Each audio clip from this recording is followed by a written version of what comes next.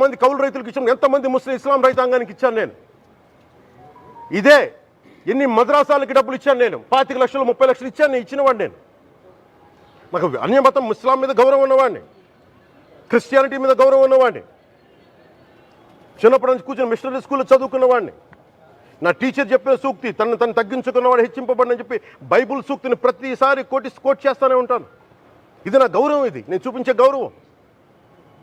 మీరు మాట్లాడితే కూర్చొని నేను పాటించే ధర్మానికి అపవిత్రం జరిగినప్పుడు మాట్లాడకూడదు, మౌనంగా ఉండాలి. సెక్యులరిజంకి విఘాతం అంటే ఏంటి? సెక్యులరిజంకి విఘాతం నా ఇంటి మీద దాడి జరిగినప్పుడు నేను మాట్లాడకూడదా? నా ఇల్లు 10 మందికి ఆశ్రయం ఇస్తుంది.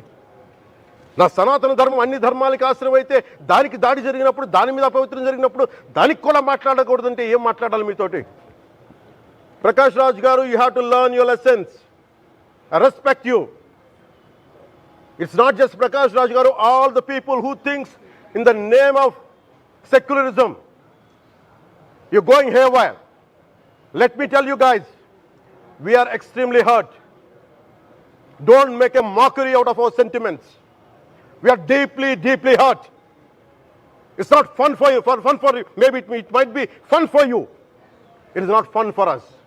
It's a deep anguish, deep pain. Don't you ever forget. Before you come and think 100 times and talk about Sanatana Dharma.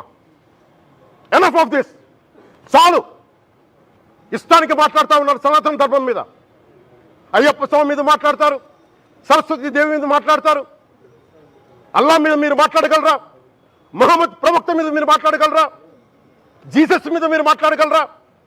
అందరూ కూర్చొని సనాతన ధర్మం మీద, వినాయకుడి మీద జోకులు వేస్తారు, దుర్గాదేవి మీద జోక్స్ వేస్తారు, సరస్వతి దేవి మీద జోక్స్ వేస్తారు. మా మనోభావాలు గాయపడవా? మాకు బాధ ఉండదా?